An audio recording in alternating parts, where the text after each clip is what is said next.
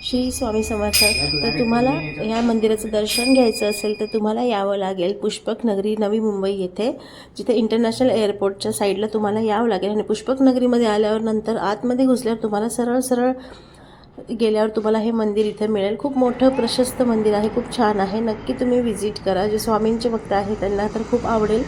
तर तुम्हाला मंदिर दाखवून देते मी. प्रशस्त एंट्री आहे आणि खूप छान एकदम शांत वाटत होतं मंदिरामध्ये आल्यावर. तर तुम्ही बघून घ्या हे मंदिर. ज्यांना हे मंदिर माहिती असेल त्यांनी कमेंट करा, आणि ज्यांना माहिती नसेल त्यांनी जाऊन व्हिजिट करा. गुरुवार पण आहे आज, आणि विकेंडला पण तुम्ही इथे जाऊन येऊ शकता, दर्शन घेऊन येऊ शकता. खूप मोकळा आणि प्रशस्त मस्त एरिया आहे. इथे फोटोज, माहिती सगळं लावलेलं आहे मंदिरामध्ये.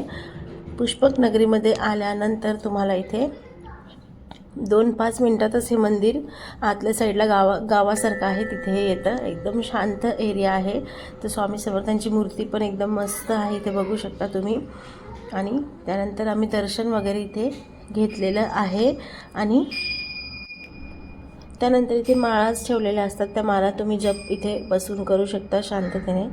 आणि आम्ही दर्शन घेऊन इथून निघालेलो आहे. बाहेर पण खूप मोकळा एरिया आहे, प्रशस्त एरिया आहे. बाहेर पण गणपती वगैरे असे इथे मूर्त्या आहे इथे बाहेर. आणि त्याच नंतर शिवाजी महाराजांचं पण इथे उभारलेलं आहे. तर पनवेल, खांदेश्वर, करंजडे, पुष्पक नगरी ह्या साईडला तुम्ही इथे आलास तर ह्या मंदिराला नक्की व्हिजिट करा. आणि मनेच रेसिपीला सबस्क्राईब करून ठेवा. बाय.